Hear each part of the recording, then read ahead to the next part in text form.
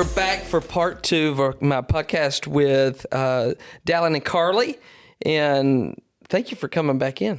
And Absolutely. continuing the story of how you left the Mormon church and made your way now ultimately to Tennessee, and have had a full just spiritual awakening on your own, and now are sharing it with us. And I'm so thankful. Now, in our first session or podcast, like we started from the very beginning, moved all the way up to Florida, where you guys were deciding to move out of Utah, right? Mm-hmm. And so for today's episode, let's start there. Let's start with you guys. All right, so you're deciding that you have to leave Utah. How did you get there? Yeah, so it really came down to the fact that, is my mic good? Yeah. It really came down to the fact that we are surrounded by all of the things that we were trying to learn a new way of life around, all of the things that we were used to, all of the things that were holding us down or holding us back. And we wanted to be in a new place where we could explore God, we can learn more about Him, and ultimately we can be ourselves. We don't have to believe a certain way. We can, for our kids to be able to play with other kids, for example, and things like that. We wanted to be able to raise our kids ultimately in a place more friendly to what we wanted to raise them believing. You know, I think too, in knowing a little bit of your story and kind of talking through some of the nuances of it, and I think that's important, is like what you guys are sharing is your journey, your story. It's personal for you. There's things that you all have experienced that none of us know, apart from you sharing it today. And there's nuances within that I think are just fascinating. And I find it hard to comprehend to a point. You guys were sharing with me like, the lifestyle, the culture, the belief system, the life that you live within the church that you came out of was so encompassing that once you decided to step away, for all the reasons you decided to step away, it actually impacted how people perceived and received you where you were living, right? Yes. So like, right, wrong, or indifferent, this is what happened. Like, there were some places like your kids couldn't go, like, or they wouldn't have been invited, or it might have affected people that were associated with you. And so when you say like we were getting out of what was holding us back, I think that's what we have to understand too, is like it literally put a full stop on your life. Yeah. And networks and friendships. Yeah, we experienced a lot of that, and especially what we've seen from other people too, like what they go through. And our kids were getting to the age where, like in the Mormon church, it is expected that your kids get baptized when they're 8 years old, and so. And an 8-year-old, I know we're telling the story. We're trying to get to the full end of this story to today, and then in our next session, we're going to talk about some of the specifics of how you believed, or what you were taught, but. The reason you say 8 years old, for those that are listening that may not be aware, the way I understand it is in the Mormon faith, children are not sinful or can't sin up to the age of 8. After 8, that would be kind of what we would call the age of accountability. Like yeah, that's what they call it. Is that what it's called? That's what it's called. So the age of accountability, where it's like, all right, as a parent, I can't save you from. I mean, you're on your own now. Salvation is being documented at age 8. Well, and it was interesting because when we were still in the church, like the last few months before we, went on this whole journey. We were actually, like, everybody has like a calling in the church, like different classes they teach and stuff. And we actually taught the 9-year-olds for a while. Oh, cool. And so, and there's always like a manual of like what lesson you go through. And so sometimes baptism and stuff would come up, and we're like, hey, like you guys, just turned 9 and stuff, like you guys were baptized last year. Like, can you share why you chose to get baptized? And a lot of the kids were like, I don't know, my parents told me to, like they don't really understand Jesus. They don't understand. Some do, but most don't. Well, have a limited understanding at best. Yeah, and would that be like, is it something that every 8-year-old does, or almost is there every? Or is there a window in there? It's like, hey, he's not ready or she's not ready. Or... We actually had some friends. I have to give credit where credit's due, because when we decided to leave, there were a select few friends who never stopped loving us. Yeah. And Good. I have to give them credit. We can't overlook that. And That's one of awesome. them was just right up the street. And so it plays into the whole rumor that our Christian neighbors corrupted our street, because this other Mormon family up the street, we weren't even Facebook friends. But all of a sudden, after I had started sharing some stuff, she just randomly added me on Facebook. And I was like, I don't know, has she seen what I posted or has she not? And she hadn't. But then I accepted her friend request, and she's like, oh, we should talk. Let's go to lunch. And like, she was open, and she's like, I've been questioning these too. And she actually told me, I didn't even know this, but like, she had a couple older kids, and they had their whole baptism planned when he was 8 years old. And he just told her, Mom, like, I don't know if I want to get baptized right now. Like, I don't understand. Like, I want to learn more. I want to know Jesus better. And she's like, all right, we're going to cancel it. Like, families flying in, all was this a big stuff. deal. Yeah, like, Yeah. and that is Yeah, I so. would That's That the takes first a time whole I've ever different heard level that. of courage. Yeah. Yeah. Then they're going to be like, oh no, did he sin? Like, that is not common at what all. are you raising? You know, Yeah. That would be Just wanted to sin. But in that context, did that family end up staying in the church? No, so they left with us. We were really good friends. We actually were really sad because we were already We determined. were a support system to each Yeah. other. Yeah, like we were such good friends, but we were already determined to leave Utah, and we'd already like put in our 30 days notice and all this stuff. We're like at least we know if we had stayed, like we had these great friends, Yeah, but now we feel bad for leaving them, and Yeah. because the whole ward, like now they're ostracized, and the whole ward is like, well, why didn't you baptize your kids and all these things, like, you know. Well, and that's unfortunate. You know, each belief system has their own little things, I guess, that they believe or push or expect, and I think that's what makes it difficult when there is a perceived freedom within an organization. It's you don't see the limits of that freedom until you go, I don't want to do that. And when you go, I don't want to do that, then you realize that you're not really free. Like that's not your choice. Well, I thought we were, you know what I mean? You have agency, but if you choose anything but this one choice, then you're done for, you know? Yeah, and that's a hard thing, you know, and unfortunately, I think there's people that just go along to get along that never really, you know, push back a little bit just to go, hey, I'm not comfortable with that, you know? At the moment that somebody says, you can be comfortable or not, this is what you're doing, you know, then that should be something that goes, what? You know what I mean? Yeah. And so that is incredibly brave. But yeah, within Mormonism, like if your kid isn't baptized by age 9, everybody's like on you. You know, the bishop's like, hey, what are you doing? The primary president, what are you doing? The missionaries are over. Because once that child turns 9, they're considered, if they get baptized from that point, they're a convert baptism rather than a childhood baptism. Okay. You weren't, in a sense, you weren't like officially raised in the church unless you were baptized at age 8. Otherwise, you're a convert, if that makes sense. But anyways, that's a tangent that we didn't need to go down per it's se. interesting, yeah. And we can talk more about those types of things in our next session because even I think those kind of things actually connect us more than you would even imagine, because we're all raising children too, and we're, you know, of the Christian faith, and we believe in an age of accountability. At the same time, we believe that the Holy Spirit works within each person differently at different times. And so we want to be, I think the worst thing that could happen from my perspective, as I'm talking with parents who have children, because I think a parent's ultimate goal in raising their children would to make sure that they're healthy, they're okay, they're whole, and that includes spiritually. So as a parent, I want my child to know Jesus. I want my child to come to a place of faith in Christ. I want my child to choose to walk with him and be saved, is what we would say, salvation. And so we start looking, especially if you've had your child in church for since they were born or 9 months before they were born. You're like, all right, come on. Because you know they're hearing the salvation story. They're hearing about what Jesus did. They're hearing about their sins. They're hearing about this. At what point does salvation happen? And these are real conversations that parents have. And they would ask somebody like me, and my response would be different than what you've been taught in the past, which would be let the Holy Spirit work.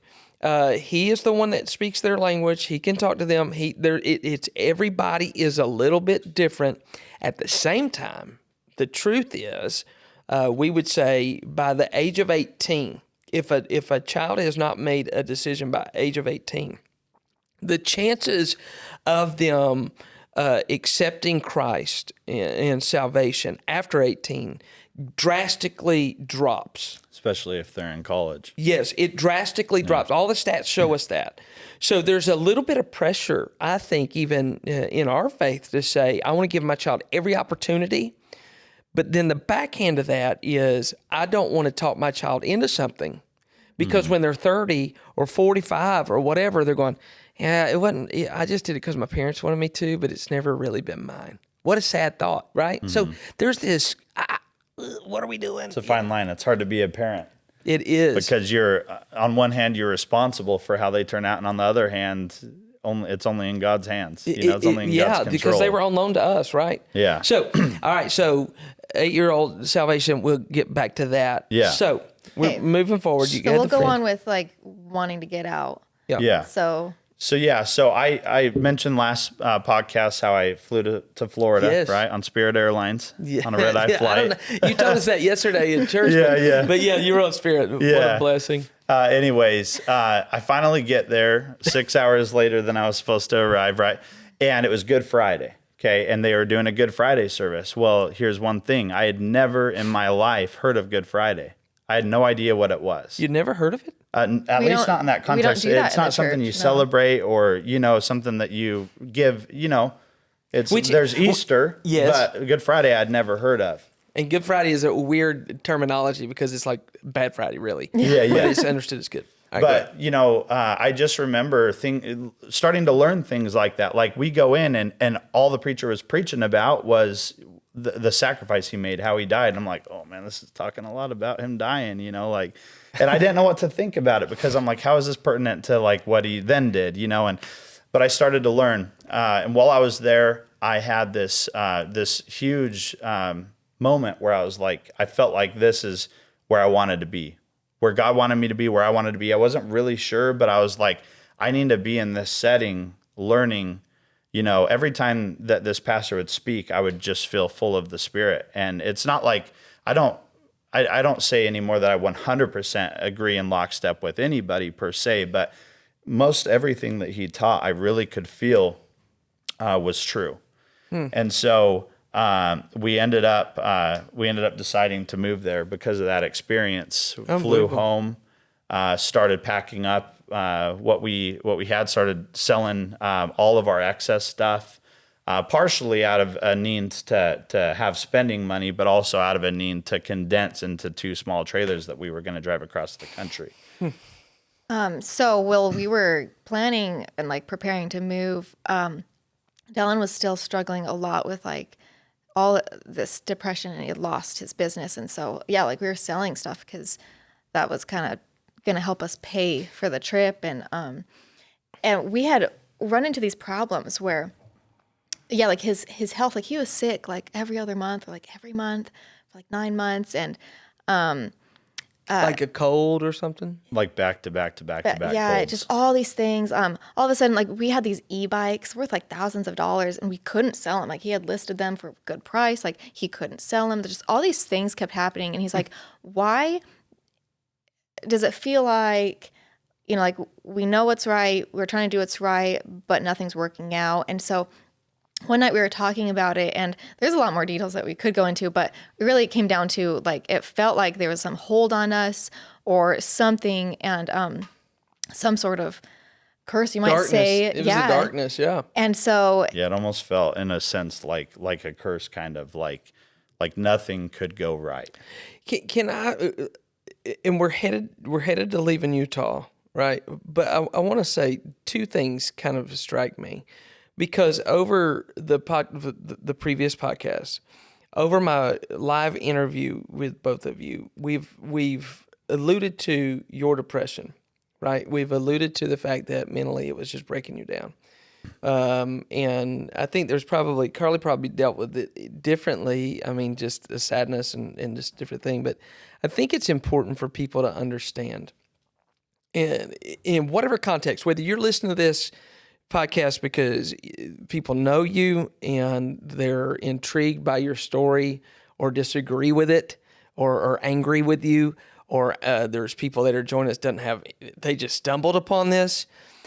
A big picture into this thing too is identity, right? And you had an identity, and I have an identity now.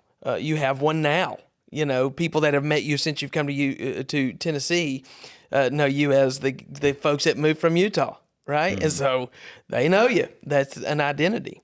But from birth till the day that y'all started to leave, you had been building this certain identity. And the moment that you start unplugging all the things, whether it was forced on you or you chose it, your identity went away, like it vaporized. So there's this entire thing identity, that yeah. there's a saying that all the Mormons say, like, well, look at all these people who leave the church. They lose the light in their eyes. Yeah. You can just see it, that they lose their light.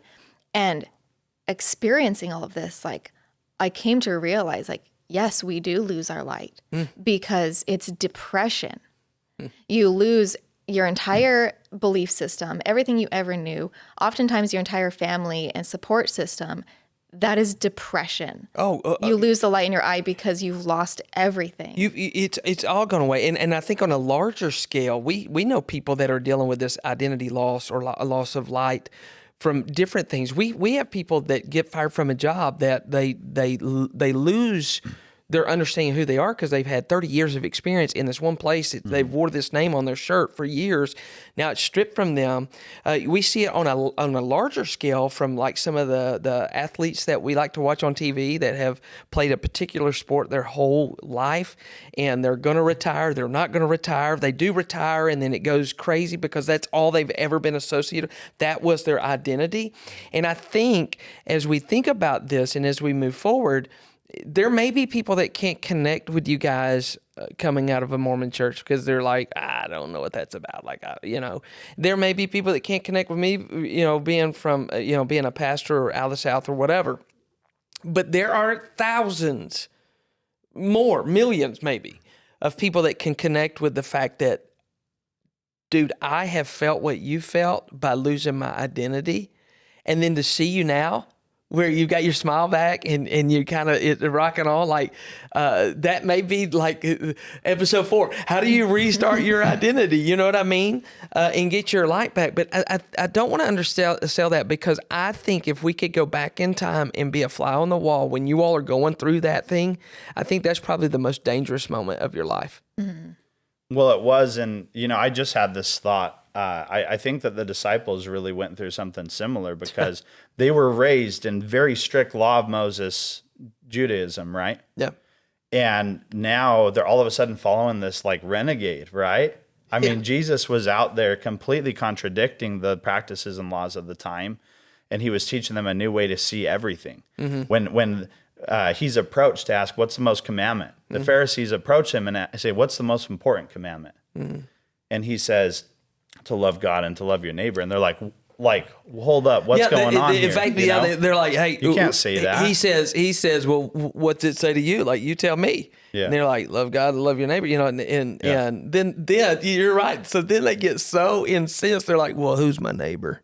Well, then you there's can people see, I don't like in The Chosen. Have you watched The Chosen? Yeah, I've seen some of it. So you can see they portray it so well. They're like holding on for dear life at some moments because Jesus is just going head first into what you're not supposed to question, what you're not supposed to do, and they're going through it. And so the reason I bring up The Chosen is because that played a huge role in discovering who Jesus was. Watching The Chosen as we're going through this, I was able to start picturing Jesus in a different way because I've been raised to imagine this perfectly well-groomed, Caucasian Jesus, right? Yeah. When in reality, you start thinking about it, it's like, okay, well, maybe that's not exactly how it was. I mean, he was a Jew, right? And he was like... He's Middle Eastern. Yeah, right? Yeah. And so it's like, anyways, I started to see a different version of Jesus, a much more loving, compassionate Jesus, right? And this goes into it because as we move across the country, we don't know what we're running from exactly. We know that we're trying to get away from from whatever's holding us back. But at this point, we don't really know what's going on. We know the things we definitely don't believe in, but what do we believe? Yeah. What can we believe? What are we going to walk out of this experience believing is the reality of the world? Yeah. And here's the thing: God just took us by the hand and like retaught us things. So when we were dealing with all this, feeling like we were cursed or something, like nothing was working out, we're like, God, why aren't you helping us get out of Utah? We can't sell our stuff. Like we can't do this. One night we were talking, and he's like, I feel like there's this curse on me or something, and I don't know how to get rid of it. And I had the thought, because like we were just learning more about the Bible and Christianity, and I had been learning about like prayer and deliverance. And I was like, well, I think we need to cast this out in Jesus' name, whatever it is. And as soon as I said that, he's like, no. And he like got more agitated. He's like, I don't think that's going to work. And I'm like, sounds like we really need to cast something out. Or I'm going to hit you with this frying pan. Yeah. And so I'm like, I think we really need to do this. And he was spiraling into a panic attack over this. And just that morning, I had some friend. She was an online acquaintance. I hadn't even met her in person, but she had texted me that morning like, hey, we should get together sometime at a park. But when she texted me, I'd seen that she had messaged me months earlier. And I scrolled up to see what she sent me months earlier that I didn't even remember. And it was a prayer of deliverance. What? And I was like, this is the day. Well, let me just pause there for a second. Like, do you all do like deliverance in the Mormon church? Not at all. We don't Is that part believe of in him that. going, Oh, no? Like, no, him- we don't believe in that. Yeah. Like, they don't. So Well, that I was mean, prob- in a sense, I guess they do from like Sort an of. actual, Well, I don't know. so, okay, It's- they believe in the priesthood authority, that they have the priesthood authority. That's the only authority of God. And so part of that is like sort of you could try to cast out an evil spirit or something, but they rarely talk about that. Really? Yeah. Well, I mean, in from a Christian faith, there's different positions on that. There's some that are a lot more into like Yeah. trying to cast out and doing that kind of stuff, and then there's some of us that's like, I don't know about all that. Like, Yeah. how do you do And, like, that? Like, And I don't think Yeah. it's something that like we have to be doing all the time or something, but in this moment, in that moment, God was I like, think that's do this. my point is like even the conversation of that would probably was make the foreign. hair stand up on your head because you're like, whoa, Yeah. Yeah. we don't do that. Like, no. Like, And the Yes. other thing is that if that is ever to happen in the Mormon church, it's only through the proper priesthood authority, which only men hold. Only men hold. And so for me as a woman to say a prayer to cast something out wow. is like is unthinkable. It's crazy. And what God had just been showing me is like men don't hold the authority of God. All authority belongs to Jesus Christ, and anyone can access that. Yeah. And so I whisper this prayer of deliverance, and I'm whispering it because I'm like I don't even want to freak him out anymore.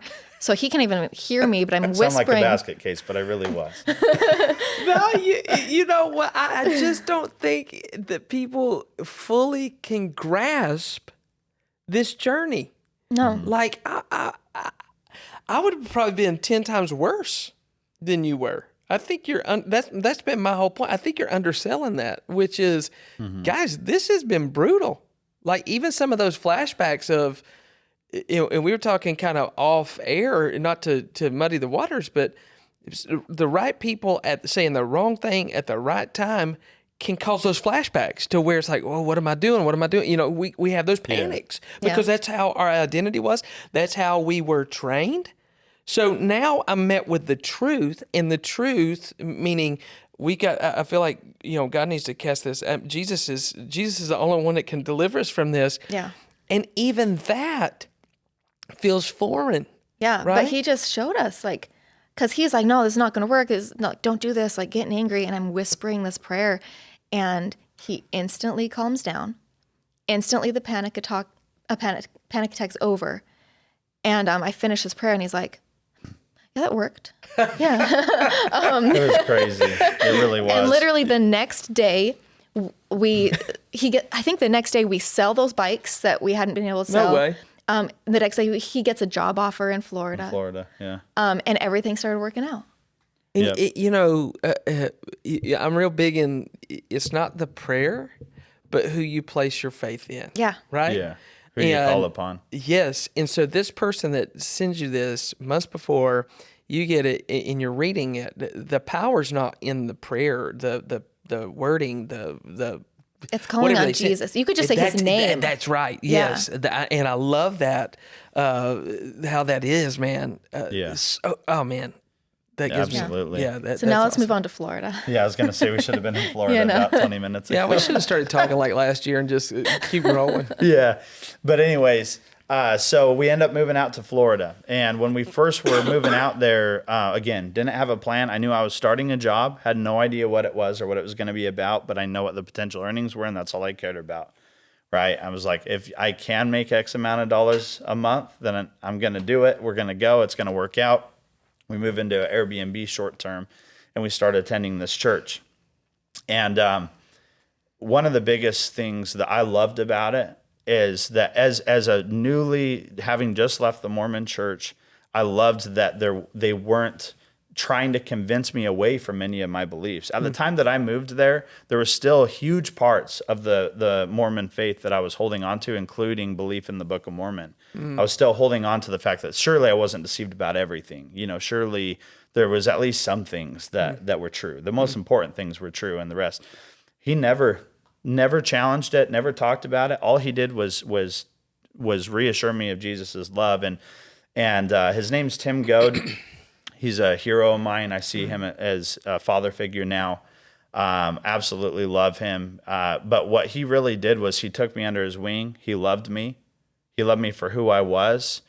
And he taught me, he constantly reminded me. And I'd call him, I'd be like, I'm telling you, things aren't working out. Everything's going bad. Like, why is God punishing me?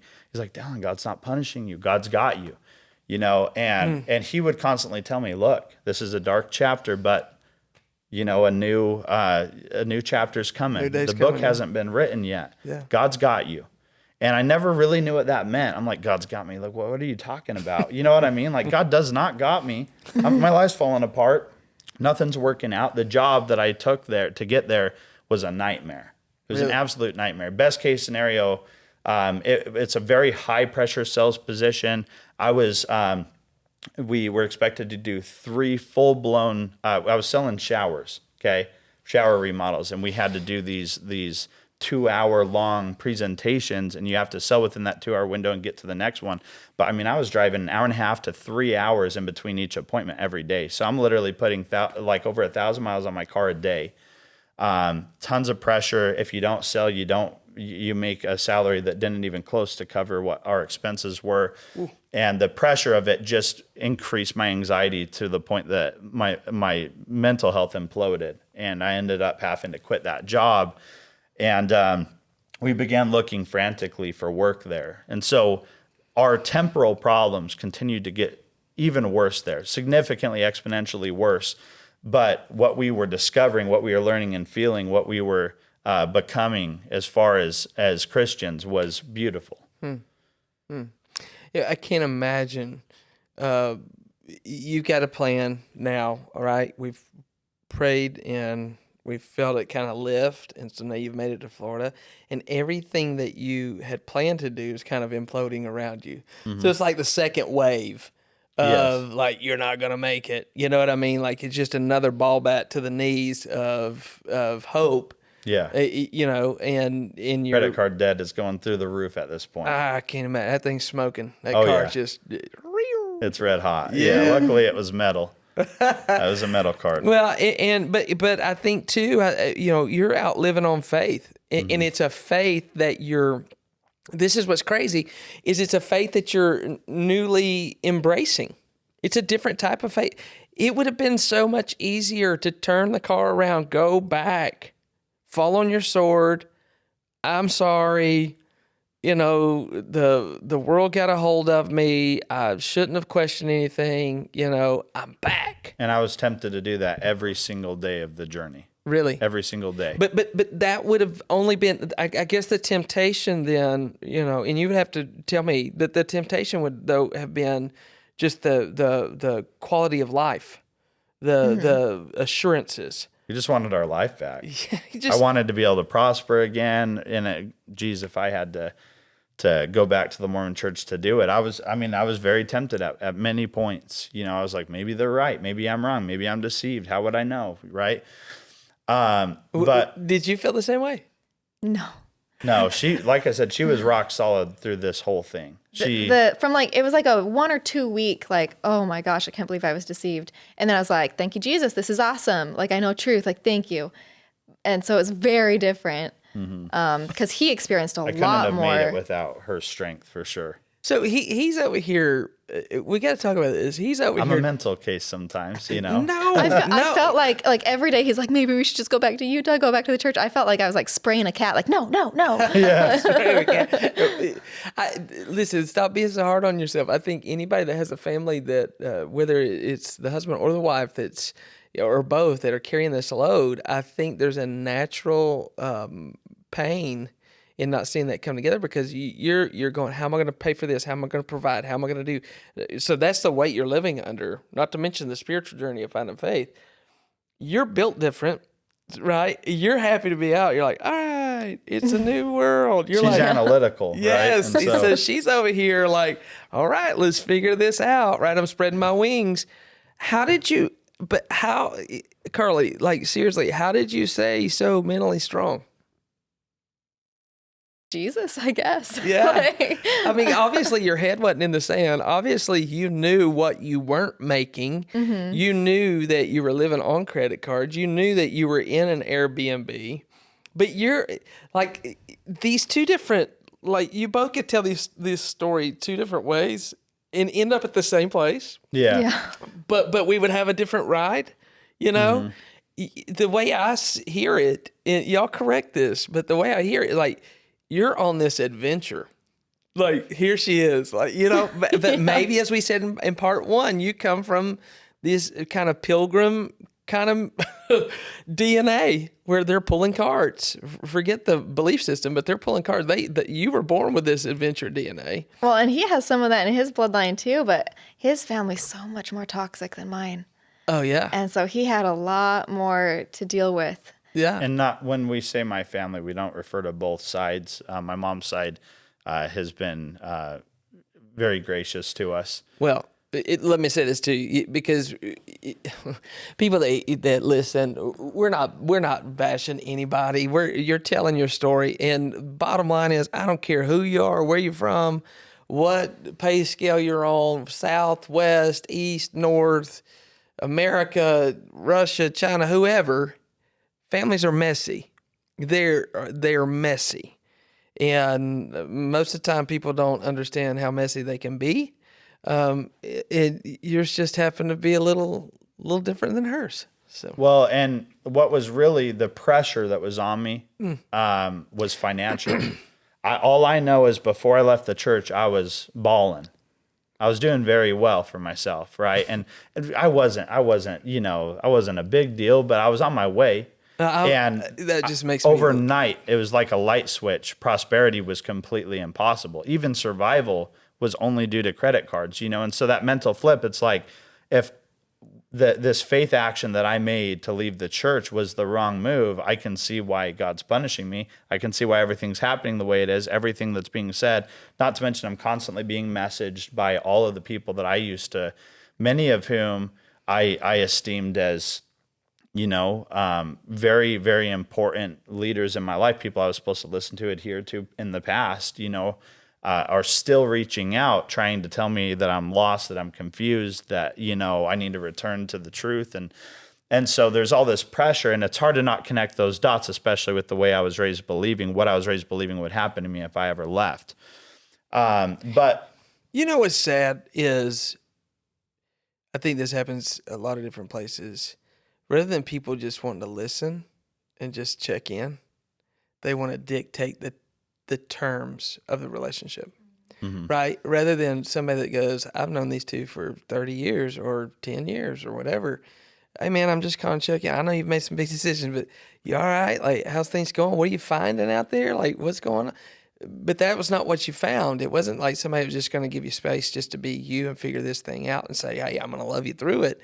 It was more of just not only are you doing the wrong thing, but now you're reaping the benefits of doing the wrong thing, which are punishment. And that's hard. I don't think that's a Mormon thing. I think that's just a life thing. I think it's a human thing. I think it is too. I've been, shunned or talked to in ways by different people at different times that I thought that they just love me. Kind of find out they loved me in a certain capacity, but once that capacity changed, then their love changed.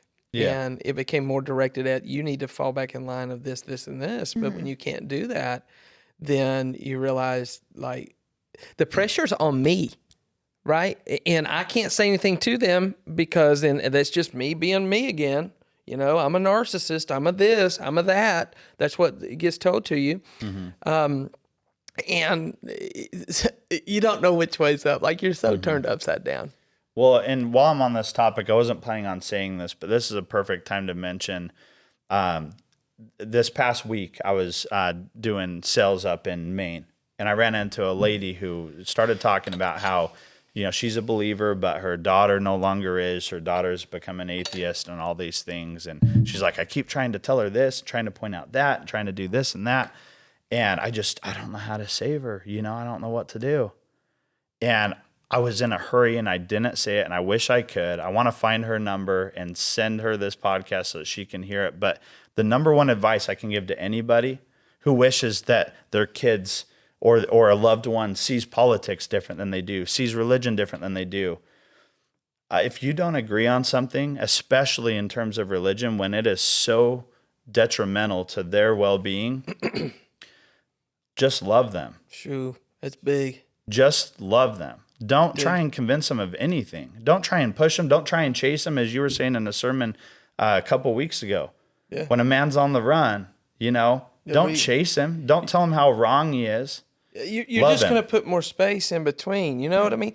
I think that's so big, and I'm glad you said it because, people are going to be intrigued with your story, but this is just like one of those truth bombs that you just kind of drop in there, which is we're going to have to decide as a culture, as humans, as people, how to really love people.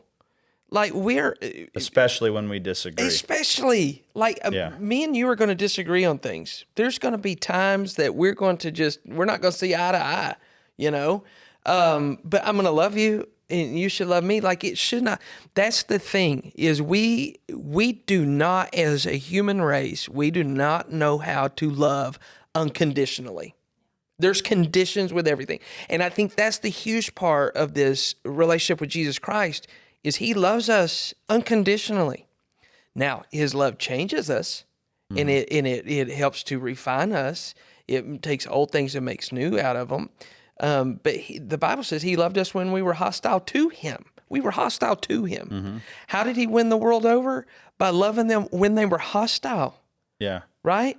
And so the moment that you become perceived hostile to a certain belief system, concept, whatever, then I'm going to push you away rather than love you. Mm-hmm. You know what I mean? Well, and it goes back to the greatest commandment in the law. Yeah. Love your God and love your neighbor. And that's what Jesus was telling us. It wasn't that you can totally kill someone as long as you love them, right? It doesn't mean that all of those commandments that they believed in are all of a sudden not important. What it meant was you can check all of the boxes of religion. You can check every single one, and you can still completely miss the point of why I came. That's exactly right. And that's not a Mormon thing. That's not a Baptist thing, a Methodist thing. That's a person thing. Like, I know pastors that don't get this right? I know a ton of pastors that preached yesterday that do not get this point right.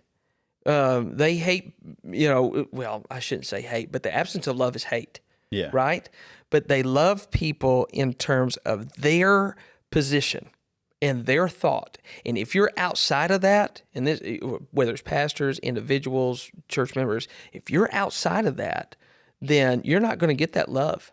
Mm-hmm. You're not, and that's an unfortunate thing. And we've said it in the past, I've said it, we take people out behind a woodshed. We disregard. We cut them loose. We kill them. We put bullets in them ourselves. Not really. Come on, if you're watching this, but like with words, like with words, like with shunning, like with all that. When really, if you'd have just stuck with them a minute and just loved them, you might have seen change. Yeah. Yeah, and even if it wasn't the change you were expecting, maybe you're the one who needs to change your perspective, right? maybe it's not about what they're doing, even if it's wrong, but it's about loving them anyways, because even if you're right and you're not loving, you're wrong. Do you know how different your story would be if your story, and for all those that would disagree and get offended or what, this is their story. Like, this is what happened to them. I've got a story. The guys recording this have a story. You've got a story. This is their story. But your story would have been so different if you went through this questioning and started to pull back, and the supposed people that loved you or were your friends or whatever were like, bro, you're my bro. Like, I love you, man. I hate to see you go or question, but, life's bigger than, our disagreements. I love you. Like, if you were sitting here going, and this church still loves us, man. Or how about like this? I still believe in Jesus. Yeah. Let's celebrate. We have a lot more to celebrate than we have to argue about. Oh, man, that's so good. Yeah. And anyways, that's a tangent I wasn't planning on going on, but I felt like I needed to mention it. I'm so glad that you did. Chase those rabbits. Yeah. Hey, man, we got nothing but time to record. So go there. I love it. So all that to say at this moment in our podcast is love people, man. Pick up the phone, call them, stop sending, do that. Just love people and watch God work in their life. They can turn them all the way back around. All right. So here you go. Where were we? So we're in Florida. You're selling showers. It's not working. Not at this point. She's the oak. She's strong. She's on an adventure over here. So we're in Florida, and this pastor's really helping Dallin open, reconnect those dots. And, he had this complex this whole time where, like, he believed either God hated him and he was punishing him, or maybe he wasn't even real. Yeah. And so this pastor was really helping him re-understand God, see him in a new light, and understand his true nature. What a godsend this guy was. Yeah, he was. I don't know him, but man, I'm so He really was. You, and you so would love him. I guarantee you I love him. You guys could be brothers. Yes. Yeah. Well, that's awesome. So we knew at this awesome point. guy.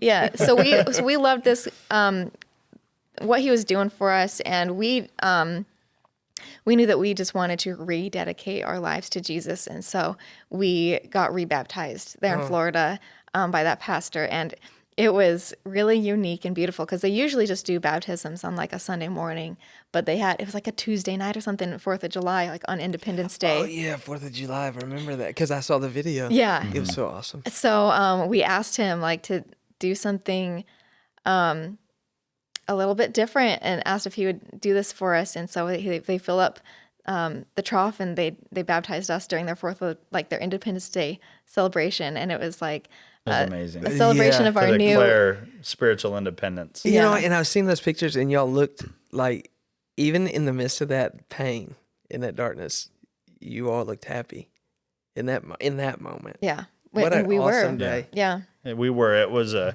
very special day. Now, in Florida, there's so much we wish we could talk about, but because of time, we're going to fast forward through a lot. But there's one specific moment that was a huge awakening for me.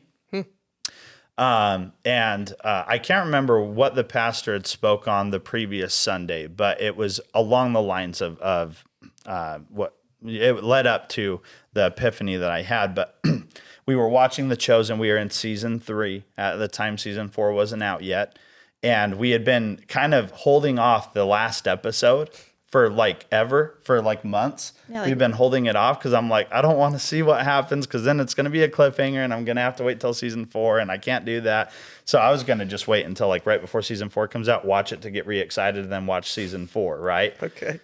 I was excited about it, but I end up watching it, okay? And this is the episode. I don't know if you've seen it, but this is the episode where Jesus comes to Peter on the water. I Right? haven't seen it. Or Simon. At this point in the series, he's still called Simon.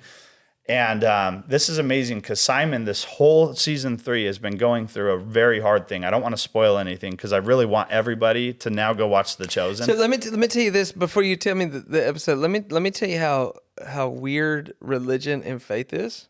Okay, because you come from a background where people kind of dictate certain things and call into question. Like on the flip side of that, to what I'm more accustomed to, there's even people that are so they argue with the Chosen series. Yeah. You know what I mean? Like they Yeah, make there's you a feel lot of bad this. for like they're trying to make people feel bad because like, it's not whatever. I'm like, oh my gosh, 'Cause they add a lot these of guys, context. yeah, like So that's like, not a boring like, Bible video, yes, that and everyone's I'm seen before. yeah, and I'm a heretic because I would even take a stance and go, dude, the guys get let them watch it, like stop dictating everything. You're exactly the person that Jesus was talking about. Like you know what I mean? Yeah. Those same folks would say stuff about what you just came out of while they're holding their Pharisaical outfit. You know what I mean? Yeah. Yeah. Anyways, we're watching The Chosen, folks. Yeah. So you're watching it, and this is going down. Yeah. So Simon, this whole series has been going through something really hard with his wife, a really tragic loss that they had. And Jesus is out. He's following Jesus, and Jesus is out performing all these miracles. He's feeding people with loaves and fishes, feeding multitudes. He's doing all of these, you could almost say frivolous miracles. He's healing blind people. He hasn't raised Lazarus. He hasn't raised, you know what I mean? In the context, sorry, is that bad? No, it's not bad. It's just like, I love the way how honest you are, because it's like we get so, here's the deal. We get so close to Jesus that we were like, oh yeah, you're just healing a guy. Okay, he healed a blind man. But that's and exactly what the disciples and the crowds did. Yep, he's doing that. You know what I mean? You got to think, if you're in their shoes and you're following him, you're going through something. Jesus hasn't even addressed it with you yet, right? Yeah. You've lost something very dear to you. Important to you. You're suffering. You're literally, clearly, visibly suffering through the whole series. And Jesus is out doing all of these things. And it's like, man, now they're in a boat. They think they're going to drown. And Jesus comes walking out on the water.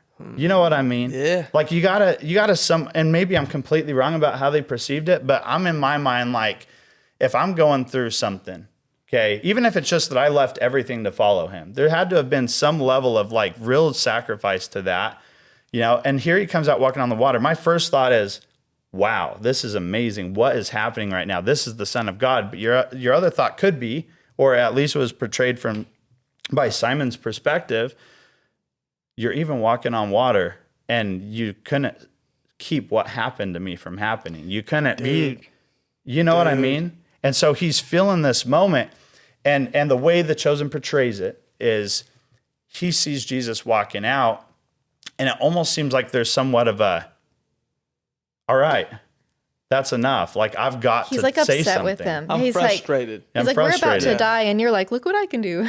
Well, and it's like, I think we've all had those moments where it's like everyone else is being blessed. So yes, let's not say frivolously if that's too much of a word. No, but everyone's being blessed like so it. much. Your neighbor's prospering. This person, just had this amazing thing happen to him, this miracle, and this is how I felt. I felt like I'm sitting there and everyone else is having miracle after miracle after miracle, and I feel like I can't even catch a break. Yeah. I'm feeling what you can tell Simon's feeling in this scene. Man. So Simon steps out and he says something to the effect of, if you are the Son of God, I want to walk to you on the water. He steps out in faith, right? But he's also like, he's calling out Jesus. He's like, you're doing all of these miracles. You're performing all of these things to all these people. We were just in the Decapolis breaking up an argument between all these people who have been going on for years. And you're completely missing that I'm we not are here suffering with you, and I'm struggling, and you're missing busy it. over here. Yeah. And it was in that moment that he starts to look around, realize what he's doing. He's walking on the water, and all of a sudden he has that moment of doubt, that moment of fear. He sinks. Jesus pulls him out of the water. And in that moment, Jesus tells him, look, like in a nutshell, I don't give people trials to punish them. I'm not letting you suffer because I enjoy it, or what I'm paraphrasing. I can't remember exactly what he said. To be honest, a lot of the details of it, I wish I could recall verbatim, but it's okay. It's the message, yes. Feeling that, seeing Jesus save him. And then what Jesus tells him is, keep your eyes on me. In other words, if you wouldn't have doubted, you could have walked to me with no problems. I saved you anyways, right? My grandfather used to have a statement that he would say to me, because He used to say a lot of things to me. Me and my grandfather were real close. I called him Peepaw. He's been gone like 15 years now, 16 years. And man, I miss him desperately because he just knew what to say to me sometimes. Because I'm like he'd say, you're like a goose. You wake up in a new world every day, right? Like, I'm going to live this day. It's going to be awesome. And I'm going to go to sleep. And tomorrow I'm liable to wake up and go, let's go to Florida. You know what I mean? Like, that's just the spirit of who I am. And so he's like, JP, you're like a goose. You wake up in a new world every day. But he had this statement that he used to say, and it stayed with me. It's one of those that he'd say, just sit in the boat. That's what he said. Just sit in the boat. And I was like, just sit in a boat? Like, what are you? I don't even have a boat. But his whole point was, there's times in our life to where things are going on around you. Stop jumping. Sit in a boat. Just trust what's happening right here. And I think for us, like spiritually, Jesus, like for Peter and the disciples, they're on the water. There is a storm. They've been seeing all this other stuff go on around him. Peter's struggling internally. He's struggling. And he's human, right? He's human. And so you're spending all this time with somebody that says he loves you and he cares for you, but he's spending all his time helping other people while you are silently suffering. But he knows. He knows. Like he can remind. He knows. I'm all in Jesus. Like I'm fully in. And so without seeing the episode, but kind of jumping in Scripture. They're on this boat and the world's falling apart. Jesus is coming across the water. There would really be no reason to fear because you're with Jesus. Yeah. Like the conditions of your situation can change. The moments can go back and forth. Maybe it's calm waters, now it's thunderstorms, whatever. But the terms of your life are set, which is I'm with Jesus. As if the boat was going to get turned upside down and you're going to have just bodies of disciples laying on the water while Jesus is feeding these people over here. And news at 11 is Jesus feeds 5,000, all of his disciples dead by random storm. Like that's what they're thinking. That's what Peter's thinking, right? Yeah. And Jesus is like, dog, I can do multiple things at one time, and just because you think you're going through it, I've got a bigger plan for you that you know not of. Mm-hmm. Keep your eyes on me and sit in a boat, dog. And you're in that moment where you can't sit in the boat because you're thinking about going back to Utah. You're thinking about what's going to happen. She's over here. She's not only sitting in a boat, she's paddling. She's like, I'm in the boat, because she is so confident. And even when I ask her on this podcast, what was it? Jesus, it's all Jesus. Like she's fully in. Mm-hmm. And you are getting there and Jesus is leading you. But it's one of those man things or human things that says, if he doesn't show up right now, we're doomed. Because that time frame of your life is just squeezing to like, you can see like the light at the end of the tunnel isn't deliverance. It's a train and it's about to kill us all. Well, and the Israelites are probably feeling a similar thing when all of a sudden they get to a sea and it's like, oh great, you led us here. Nice. Yeah. And what did they do? They started fussing. Yeah. And they're like, our great leader that God ordained to bring us out here brought us out to the desert to die. I think it's a human thing. I guarantee it's a human thing. And so anyways, that was another huge moment that started to help me to maybe understand like, okay, maybe there's a purpose in all this and maybe this can all be turned for our good in the long run, Well, I don't know if you remember right after we watched that episode, like we just like cried and you said like, I'm healed. Like, I get it. I understand. Oh, wow. Like, God doesn't hate me. Yeah, God doesn't hate me. That was the first moment when I was like, okay, I don't know what God's doing, but he doesn't hate me, and that's enough for me. Hang on a minute. I've had moments where I felt like me and God probably weren't jiving. Mm-hmm. I don't know that I've ever had a moment where I felt like he hated me. Like, that's heavy. Like, y'all just throwing that in there. Like, okay, God doesn't hate me. That's literally how I felt. Wait, what? Yeah. Like that's heavy. But I think there's probably people that experience that, and, when your circumstances make you feel like that, and then when people around you are the echo chamber, I love the way you say that, but the echo chamber of, that it could really make you feel like that black sheep, that outcast that God, God's in heaven and he's decided out of all the billions of people that exist, I really hate that Dallin dude. Like, I hate him. You know what I mean? And you're feeling that, and it's the opposite. He loves you. Like, he loves you so much. I hoped that was true. Yeah, but you But couldn't. based on anecdotal evidence, what I could see, right? All I was seeing was a bunch of... We don't normally use big words like anecdotal, but we're in the South now. I'm sure that's like common language out in Utah, but like here, like anecdotal, I guarantee you, people are Googling like, it. what does he mean anecdotal? They're taking, what's an antidote? That's us. I can say that because I am Southern. What he means is he wasn't seeing tangible evidence that God loved him, is what he's saying. Right? Well, this is something Tangible that means like real, like touch it. yeah. that's something that the pastor helped him This guy's such realize. a great dude. He was. Like, So he's like, God, or Dallin kept telling him this, like when he would counsel with him, he's like, I feel like God's punishing me. God doesn't like me. God is, he hates me now. He'd have And- the same reaction, like, what? Well, What are the you pastor talking told about? him, he said, people tend to view God in the same way their relationship is with their earthly father. ooh. And so I'm like, Dallin, like, that's what your dad is doing to you, but that's You know, not what God is doing to you. We had such good plans to get to the end of your all's journey today, but we're not going to make it because we're going to keep chasing this. We got him. This is so good. This is heavy stuff. Like, y'all are preaching, man. He connected Dallin's relationship with God the Father with his earthly father. Before I go any further, I want to make sure that people understand we're not bashing anybody. This is a story, and this is their story, and relationships are messy. Me and my own biological father don't have a relationship, okay? And that's a tender subject for me, and it's probably a tender subject for him if he's listening. And I can't tell my story and give him an easy out. Like, I can't, like, I'm 45, he's in his 60s, has never met my youngest, doesn't know my daughter, met my oldest who turned 20 in 2 weeks when they were like 3 or 4. As far as I know, he's never heard me preach, and I've been doing this for almost 30 years. Like, there's no way for me, like, if I'm saying this out loud, to make it feel like I'm not bashing on him. I'm not. But, dude, he's not there. So that's my story, right?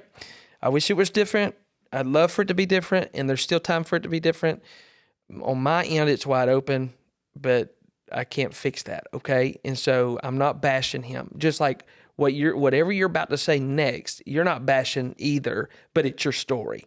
Yeah, well, and I think it's important to mention here that I understand the perspective that led my family to react the way they did. I understand it, and I forgive them for that. I'm glad you do, but I don't. Yeah, and it's just one of those things where when everything's on the line, you know, from their perspective, they've seen me leave the one true church, therefore sealing my fate in outer darkness and all of these things. It's not their fault that they were taught to believe that. It is the fault of whoever came up with that ideology, right? And we'll get into that. But it's not their fault, and I don't hold a grudge over it anymore. For a while I did, but that's something which we'll get into probably, I'm assuming, in part 3 as to... Can I say this? And this isn't about your parents, and this isn't about my parent. My mother's great. In fact, she's very into my life. Like, listen, I'm 45, and I think she'd give me a spanking or put me a timeout if she could. I love you, Mom. She's very into me. Yeah. And she's fantastic. Love my mom. We're extremely close. I don't care, but let me say that I don't care what your religious beliefs are. I don't care what your political leanings are. I don't care where you came from. If you're a parent, you're a parent. Your rest of your life. I have counsel with people whose children are, just absolutely, their life is wrecked over addiction. But if you pushed on them, they'd say, that's still my son or my daughter. They love them.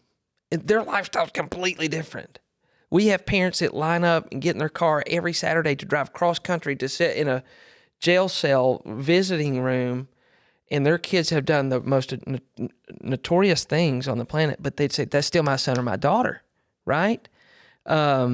We have parents that their children are making decisions outside of their it's uncomfortable for them as a parent because they say that's not how they're raised, but that's still my son or my daughter, right? And for parents, whether your parents, my parent, their parent, whoever, to go, I'm done, like with you, what a short-sighted thing. Like, I can't imagine the wherewithal it would have to take as a parent to get up. I've got 5. I can't wake up tomorrow, no matter what my kids do, and pretend I have 4. I just can't do it. That would terrorize me, because I would get in bed, and although I've got the 4, I'd always wonder what the 1 is up to. I think that's why Jesus could leave the 99 and go for the 1, right? And I think in a broader scale, forget Mormonism, forget Baptist, forget Methodist, forget all that stuff and all this stuff that people would like to say, well, you shouldn't have said that, you shouldn't have said that. Let me say this. If God has blessed you by giving life to you, you are blessed, and love your children where they are. What a blessing. So you are an absolute incredible human being to let your folks off the hook. Maybe I'm incredible to let my dad off the hook, but we shouldn't have to. And that's the sad part. We shouldn't have to. We should be able, as sons and daughters of individuals, to be able to go, we disagree, but we share the same blood, and I love you where you are. And that's for parents. And that's for parents. I don't want to give up on my parent. You know what I mean? But to me, we can argue and we can fuss, and Mormon folks could say, well, I'm a this, and I could say about Mormon folks that they're a that, and we got so many things that separate us. But from a human level, just on a gut-wrenching human level, we're parents and children, and let's love each other. Yeah. Man, I hate it. I just hate it, because if I were your dad, which I'm not, I would be so proud of you. Yeah, well, he was also raised in a really common thing in my family is they call it tough love. Somebody steps out of line, you give them tough love. You gotta distance yourself. You gotta, kick them out. Whatever you gotta do. And I was raised around the idea of tough love, and I believed in it. I believed that it was something that was deserved. I've given it out. Sure. I'm sad to say I've given it out. I would say I probably have before. I guess what I'm saying is, just as we mentioned, they know not what they do. I do see the fact that there's components to how my dad was raised. Yes. That lead him to that doesn't just make it his problem. And it doesn't make it right either. Yeah. You know what I mean? I agree with that 1,000%. I'm working on a new series that I'm hoping at some point to turn it into a book called Read Between the Lines. A lot of times what when I'm counseling with people, where I am right now and what I'm going through right now can be directly caused by my upbringing. Right. So we created this generation that blames her parents for everything. Yeah. I am this way because my parents. I'm not saying everybody does that, but there's some that do that. When realistically, we ought not stop with our parents, but go, who were their parents, my grandparents, and how did they live in such a way to make my parent be that way, which in turn made me be this way. Like, we need to keep going. Yeah, because the person I'm blaming has got scars too. Mm-hmm. Yeah. You know what I mean? That's 100% the case. And they're hurting. So now we've got generations of hurting people that it's just like a domino effect. Like, if we could just go back and go, hang on a minute. Now in the Christian faith, we say it goes back to the garden with Adam and Eve, and they set this train running, man. But so you have, because I'm chasing a rabbit here, and we are honestly going to have to wrap this. We didn't even make it to Tennessee, baby. I love talking to you guys. If we were to, I'm talking off the record here, but if we were to maybe cut like a couple of tangents or trim them a little bit, it depends on how far you think we could go with it. but we could potentially maybe shorten. There's a couple of things that, you know what I mean, we could probably cut out, or I don't know. So yeah, we're not going to do that. And they're going to know that because they're going to get this podcast just the way that it is, because it's so good. Yeah. Even our editors are saying it's good. Like we're not. But your story's too rich. Like, bro, God's all in this thing. This is the sweet and condensed version. We're missing so much still. It's I crazy. don't care if they're still listening to this in 2025. They're like, they're still telling that story. Because I think the thing that happens is we're on this road, and every now and then we step off just to discuss this thing. Like, let's discuss it, because that's really, we're going to get to the nuances of what you believed before. That's not going to impact people as much as what you've learned about God over this journey. And that's what connects me and you. That's what connects me and Karli, because I really want to get to the place to where I want to know how you live on adventure all the time, and like, you're so solid. But it was hurting your relationship with God the Father because of your earthly father, which was causing you to feel like you were experiencing tough love from him, I'm assuming? I think that's what it comes down to, is I thought God was giving me tough love, whether it was because I made a mistake leaving the church, or whether it was because God was trying to strip me down.